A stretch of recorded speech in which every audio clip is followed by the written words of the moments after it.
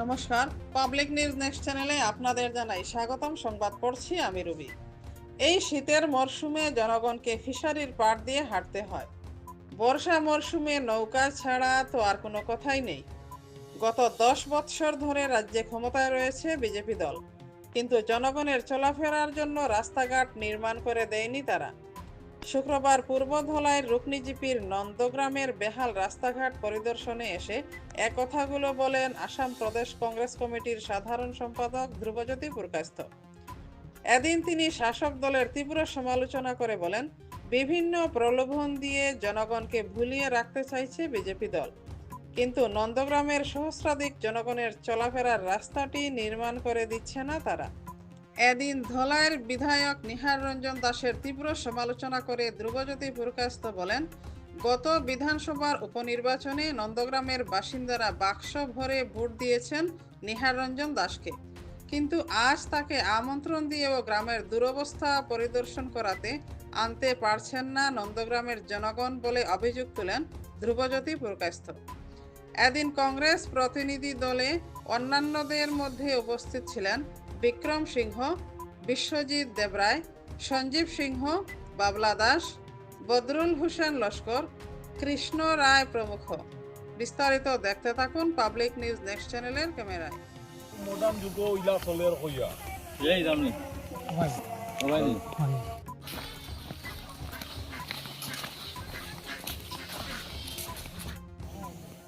না লাইন আইছে না লাইনে না আমার তো আমটা আগে থেকে আজকে আমি রুকনি জিপির নন্দগ্রাম এরিয়ার কিছু গ্রামে ঢুকেছিলাম।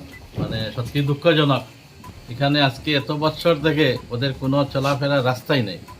কারণ এই শীতের মরশুমে ওরা ফিশারির যেগুলা ফিশারি বানানো আছে ফিশারির পাড় দিয়ে ওরা হেঁটে যায়।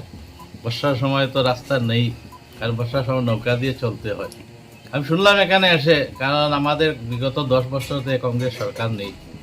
বিগত দিনে এখানে মন্ত্রীও ছিলেন, এখানে এখনো বর্তমানে বিধায়ক আছেন।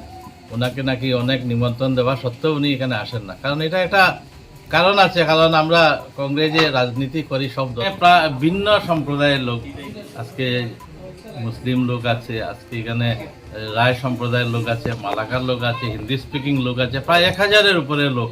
কিন্তু এইসব এরিয়া আসলে সত্যি দুঃখ লাগে, কারণ একটা বিপদ আপদ লাগলে একটা রোগীকে নিয়ে যেতে হলে ওদের যে দুরবস্থা, এটা আমাদের মানে অল ইন্ডিয়া নিউজে আসা উচিত এইসব জিনিস। আজকে বিকশিত ভারত, আজকে এই কাজ হচ্ছে, টিভি করলে দেখা যায় উন্নতি, কিন্তু এসব দেখলে মনে হয় না ভারতবর্ষে কোনো কাজ হচ্ছে বলে। বড় বড় রাস্তা নির্মাণ হচ্ছে, কিন্তু আজকে গ্রামের লোকরা যেভাবে কষ্ট করছে, এটা সত্যি খুবই দুঃখজনক ব্যাপার। তো এর জন্য বিজেপি এখানে রাস্তাঘাট করে দিচ্ছে না। আজকে ওরা ভাওতাবাজি দিয়ে, আজকে অরুণোদয় আর এইসব দিয়ে মানুষকে বোকা বানাচ্ছে, কিন্তু প্র্যাকটিক্যালি বর্তমানে যেসব সমস্যা, এই সমস্যা নিরসনে ওদের কোনো চেষ্টা নেই। তাই আমি ওদের কিনারে এসেছি আজকে, যেহেতু যত বাই ইলেকশনে আমি ক্যান্ডিডেট ছিলাম, প্রায় 60,000 মানুষ আমাকে ভোট দিয়েছে। তাই আমার কর্তব্য এটা ওদের পাশে আসা। দেখবো আমরা সরকারের সাথে লাগে, আমরা এখন আমাদের সরকার তো নেই, কোনো ফান্ড নেই, তাই আমরা আন্দোলন করতে পারবো। ওদেরকে নিয়ে আমরা আন্দোলন করব যাতে ওদের রাস্তা অতি সত্বর বানানো যায়।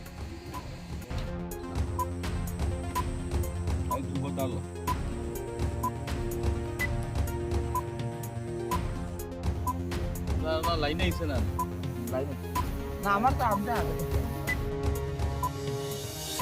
আমরা দুর্ভাগ্য, আমরা ধরা বছর লাগে আগে গেলাম, নিলে তো বুঝলাম আমি এরিয়া বছর থেকে এটা হয়। তুমি এই লোকে দেখা এই দামনি সবাই নি